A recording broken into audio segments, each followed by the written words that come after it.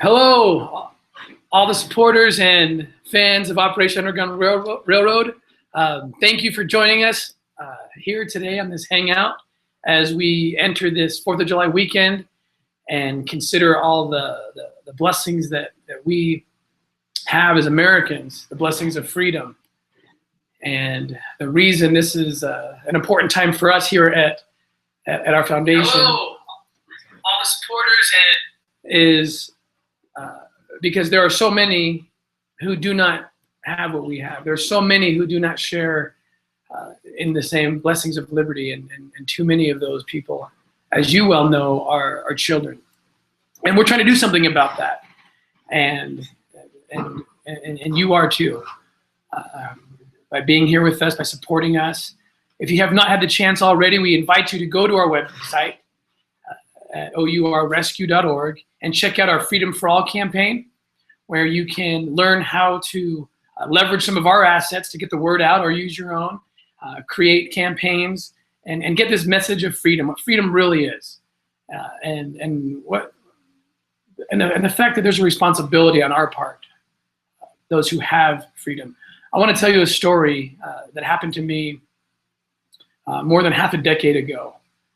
And this story comes to mind every 4th of July because it happened on the 4th of July to me. And it was a very unexpected thing, and it changed my life forever, and frankly led to the creation of this foundation. I was serving as a special agent, and it was July 3rd, one night, July 3rd. And I got a phone call, and I was asked if I could please respond to the port of entry in Calexico, California, on the border with Mexico. They had found something crazy at the port of entry, and there was a child in a van and illicit images and videos. That's all I knew. And so I got in my car as soon as I could and headed down there. Up to that point in my career, I'd done a lot of child crimes investigations, mostly dealing with illicit images and videos, which is why they sent me down there. When I got down to the port of entry, I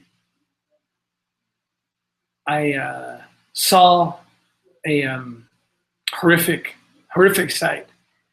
There was a little boy, 5 years old, and he was being transported by one of the most monstrous individuals I've ever come across.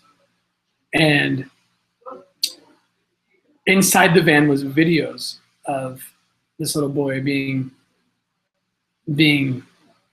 sexually abused in ways I won't even begin to even try to describe, because it was that horrific. And this little boy, it's one thing to deal with the images. It's one thing it's a horrific thing, but to actually see the child from the video, and there he was. And at one point, shortly after the investigation began, this little boy jumps into my arms, and he's just holding on to me. And I remember thinking how strong this little boy is physically, that he could hold on to me that tight, but overwhelmed by the fact that he was doing it because he was so scared. And I'll never forget what he said. He said simply, he looked at me as he was hugging me, and he said, "I don't belong here."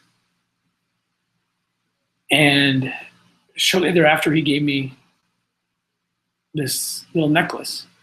And I was so overwhelmed, I just put the necklace in my pocket. I didn't really think much of the necklace. My colleagues and I went through that van after we took care of this child to make sure he was given the proper medical attention. We went through this van and found all the evidence we could find, and ended up putting together a search warrant that night, all throughout July 3rd on that night, and ended up executing that search warrant at this man's home, which was in San Bernardino County. And the search warrant was executed on July 4th, on Independence Day. And entering this man's home, which was built inside a large compound, a large warehouse. So the house was hidden inside this warehouse. And inside the house, There were closed circuit cameras everywhere, toys all over the place, mixed with child pornography and all sorts of things. And we uncovered 12 victims, 12 children who he had abused in this home and kept in this home. And we were able to get them back to their homes, their families, get them the care they needed. And none of us took for granted the fact that all this was happening on Independence Day. And it was the greatest lesson, the greatest reminder about what Independence Day is. It's all about liberty. And we in this country being so grateful that we were able to create a land of liberty. But with great blessings come great responsibilities. And it is upon us, that responsibility, to bring liberty to the oppressed. Now, I went home after that investigation sick in every way possible. And I remember walking into my house, and after seeing all these victims and holding these children and just being sick, and walking into my house and seeing my wife and my children as happy as can be, running around the house, playing, enjoying their liberty, and something just broke my heart. How is this possible? How can these two worlds exist in the same place? And I remember my knees just buckled out from under me, and I literally fell to the ground, and my wife came over and just held me like I was a little baby. And I just wept. And I told my wife, I can't do this. I said, I can't do these cases.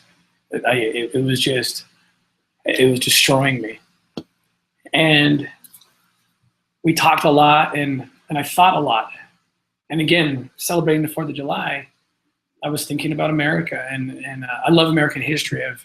I've made American history kind of my therapy. Because there's such great heroes, and who stood up to fight tyranny and fight evil. And I thought that is the American spirit. That's who we are as Americans. Our history proves it. We don't run away from problems because we're scared or because it's not comfortable. Quite the opposite. We run to problems.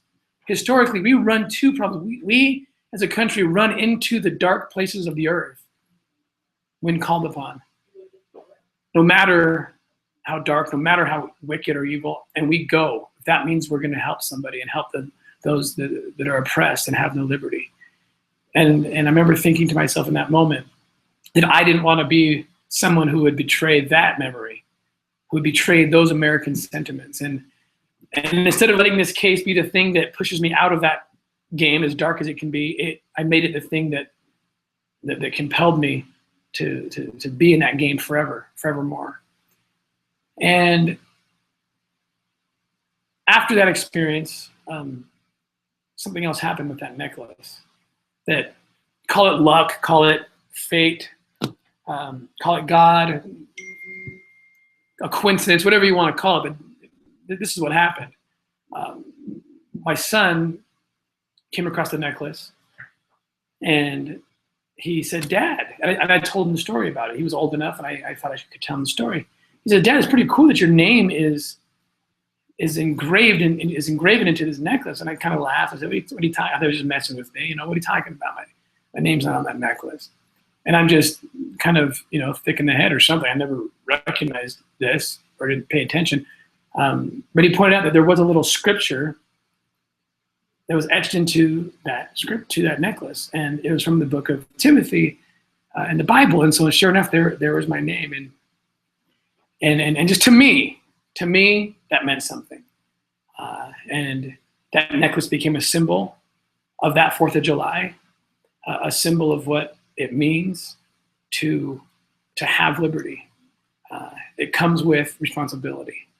And that's why I want to thank all of you for taking this responsibility serious. When you look at your families and you watch them today, tomorrow, this weekend, enjoying their liberty and celebrating their liberty, please think upon those who do not have it, and do what you can to support us or other causes or other organizations, anyone who's doing anything to free the oppressed. We invite you to get on board, become an abolitionist. Go to our website, again, OURrescue.org. Celebrate our Freedom for All campaign. Use that as your vehicle to get the word out, to fight this fight with us, this fight that's an eternal fight, liberty versus tyranny. It's always existed. It will always exist. But when there's children caught in the middle of that one, we got to go there first. And that's what we're doing. And you're doing it with us. And we thank you so much. And we thank you for joining us. Please maintain your relationship with us. Continue to be an abolitionist as we move forward and destroy evil and rescue the innocent. And with that, I will sign off and say thank you again. And God bless all of you. Thank you so much.